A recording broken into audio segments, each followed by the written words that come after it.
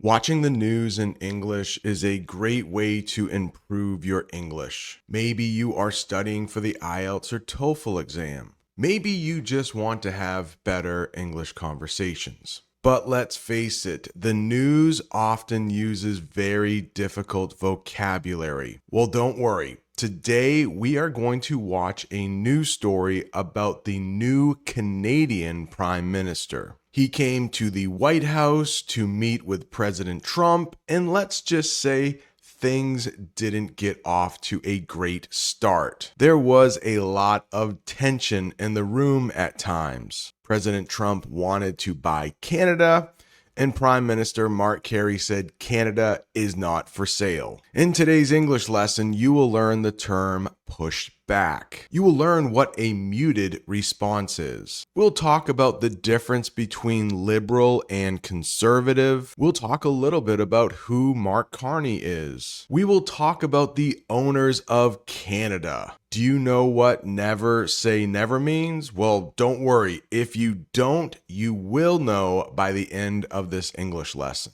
And so many more. If that sounds good to you, go ahead and hit that like button. Subscribe to the channel if this is your first time here, and let's watch the news clip together. President Trump. He met with the new Canadian Prime Minister Mark Carney, who pushed back against the president's attacks on Canada, drawing a more muted response from Trump. Senior political correspondent Rachel Scott is at the White House. Good morning, Rachel. Good morning to you. Relations between the U.S. and Canada have reached a low point amid the administration's ongoing trade war. But the president was not shy about making it clear he wants Canada to become the 51st state, something Canada's prime minister quickly rejected. Okay, in the news clip, they said Mark Carney pushed back against President Trump. What does that mean? It just basically means said no, didn't agree. Carney pushed back when Trump said Canada should be part of the US. Please let me know in the comments section, do you think Canada should be the 51st state? I will give my opinion right now. I think no. Absolutely not. A muted response. When I hear mute, I think no sound. You can mute your television. That means take the sound completely off. But a muted response is a quiet reaction. Many people in Canada gave a muted response. They didn't say much. Amid, they use that in the newscast. It just means like during. And that firefighter is amid the flames. We'll get a sentence about that in just a minute. But in the newscast, we might use a sentence like this. Amid the talks, they also spoke about border problems. The firefighter is walking amid the fire. Good morning to you. Relations between the U.S. and Canada have reached a low point amid the administration's ongoing trade war. But the president was not shy about making it clear he wants Canada to become the 51st state, something Canada's prime minister quickly rejected. Sitting side by side in the Oval Office, Canada's new Liberal Prime Minister Mark Carney telling President Trump Canada is not for sale. What if somebody is not shy about something? Mark Carney was definitely not shy when he met with Trump.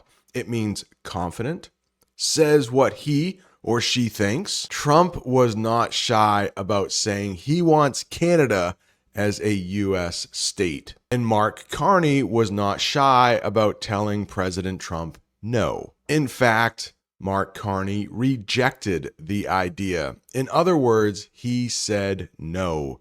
Carney rejected the idea of selling Canada. Sometimes you will hear the terms liberal or Democrat or conservative or Republican when it comes to politicians. Mark Carney is a liberal, and the definition is a political group that is the opposite of conservative. Carney is the leader of Canada's Liberal Party. Liberals might be called Democrats and conservatives might be called Republicans. President Trump is a conservative. He is the opposite of Mark Carney. President Trump is a conservative. He is the opposite of Mark Carney. Let's talk a little bit about Mark Carney. He is Canada's new prime minister. He took over for Justin Trudeau. Mark Carney met with Trump in May of 2025. Sitting side by side in the Oval Office, Canada's new Liberal Prime Minister Mark Carney telling President Trump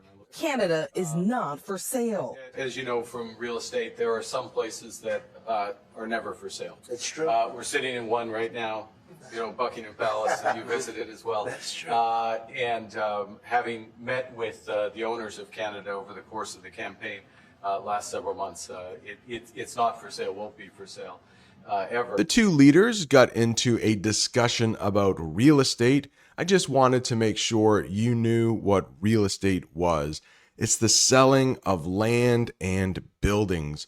Carney said in real estate, some things are never for sale. He mentioned how the White House will never be for sale. He also said Buckingham Palace is not for sale, and that is a famous building for the king in London. Carney said Canada is not for sale, like Buckingham Palace.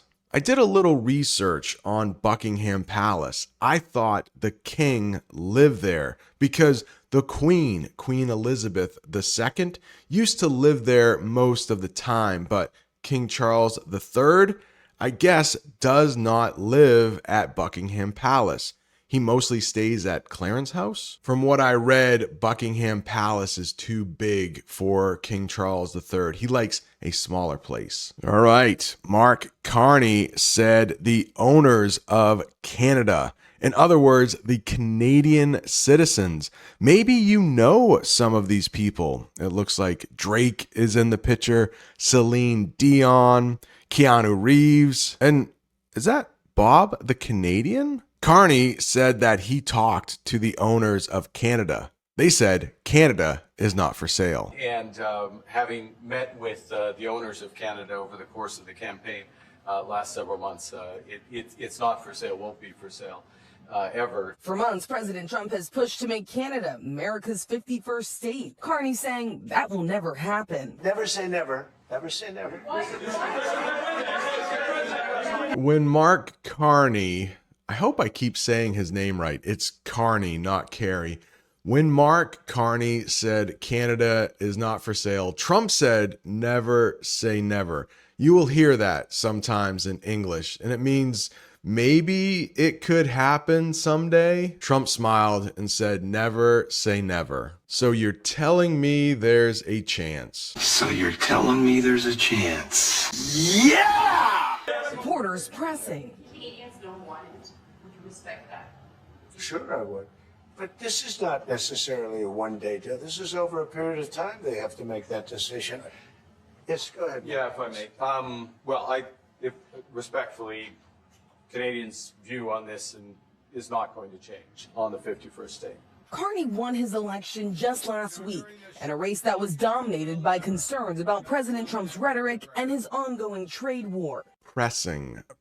In the newscast, it was used like this, and they were talking about reporters asking a lot of questions. Reporters were pressing the two men about what they talked about. You know how reporters are, right? They always ask the wrong questions in a situation. I think the reporters were trying to get the two men to argue. Mark Carney was very polite.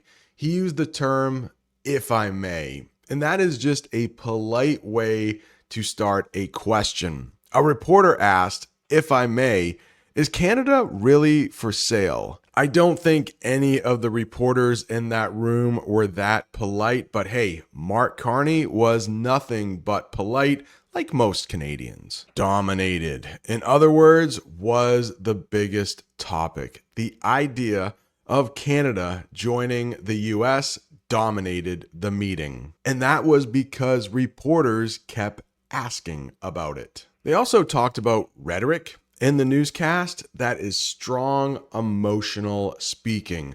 Politicians are usually great at using rhetoric. Carney used strong rhetoric to say Canada is not for sale. Carney won his election just last week in a race that was dominated by concerns about President Trump's rhetoric and his ongoing trade war. The Trump administration has imposed a 25% tariff on many Canadian goods. Canada responding with tariffs of their own on more than $40 billion of U.S. goods, from some produce to whiskey. Is there anything he could say to you in the course of your meetings with him today that would get you to lift tariffs on Canada? No, Why not? just the way it is. The president standing by his trade war. Everyone says, when are you going to sign deals? We don't have to sign deals. For weeks, he's insisted negotiations are making progress, repeatedly claiming that talks with China are well underway. Imposed, that means forced something. Trump imposed new taxes on Canadian products. In other words, he imposed tariffs. These next two words can be tricky. Produce and produce. They are two different things. They're spelled the same way. They have different pronunciations. Let's talk about them. Produce or produce, it actually has two different pronunciations. It just means fruits and vegetables. You might have a produce department at your supermarket. They talked about trading produce like apples and potatoes. They did not use this in the newscast, but we do have the verb produce, and that means to create something. Canada wants to produce more things for trade. And if you look at that picture, it looks like it's a factory producing cars. When are you going to sign deals? We don't have to sign deals. For weeks, he's insisted negotiations are making progress, repeatedly claiming that talks with China are well underway. Are you talking to them actively now? Actively. Everything's active. But on Capitol Hill, his Treasury Secretary Scott Bessent telling lawmakers that hasn't happened. China, we have not engaged in negotiations with as of yet. So Chinese officials say they will be meeting with the Trump administration in Switzerland later this week. In a new statement, they said that if we fight to the end, but if we negotiate, the door is open. Insisted. That means said very strongly. Carney insisted that Canada would stay independent. Take a look at that picture. I'm not exactly sure what is going on, but there may be a young daughter in the middle and her parents are on either side of her. It looks like she is holding a frozen pizza. Maybe the parents are insisting on buying pizza for dinner. I couldn't find a great picture for insisted. Speaking of not finding great pictures, there is a picture of me for the word underway. That means already happening. Talks about trade were already underway. The English lesson has been underway for about 10 minutes now, maybe 15 minutes. I'm not sure how long this English lesson will be, but it is definitely underway. It started a few minutes ago. Negotiated? Do you know what this word means? Trump loves to negotiate. He says he's very good at it. It means talked to make a deal. The two leaders negotiated a new plan for trade. And in the picture, it looks like there was a successful negotiation in that meeting. Negotiate is the verb, negotiation is the noun. Next, we have an English idiom. The door is open. Or you might hear, oh, the door is always open. It means we can still talk about it later. Carney said the door is open to more talks. He didn't say the door is open about discussing Canada being for sale. And Rachel, there's some new reports saying that the Trump administration is looking to deport migrants to Libya. Yes, Georgia, we know that the Trump administration had been looking into other countries in addition to El Salvador to send migrants to. But now reports this morning that the Trump administration, as early as this week, could use a military plane to deport migrants to Libya. Of course, this is a country that's facing its own turmoil and conflict, but this would mark a major escalation in the president's mass deportation plans, George. Towards the end of the newscast, they talked about the country of Libya. Maybe the United States is going to start sending its prisoners to Libya. That could be a real problem for our Constitution. But Libya is a country in North Africa. President Trump said he would like to deport aliens to Libya. We will talk more about that term aliens in just a bit. It's not the people from space. Maybe aliens aren't people. We could call them beings, I guess. But these aliens are people. Hang on. We'll talk about it in just a minute. So, migrants and illegal immigrants or illegal aliens, let's talk about those three terms. Migrants. You will probably hear Democrats use this term when talking about people who are coming from another country. The official definition, people who move to a new country. If they come here legally, they are legal migrants. If they come here illegally, they are illegal migrants. They discussed how to help migrants at the border. But Republicans will use these two terms for the same type of people: illegal immigrants or illegal aliens. Those are people who enter the country without permission. Trump used the term illegal aliens during the talk. Turmoil. I am not a big fan of turmoil. It just means big problems and confusion.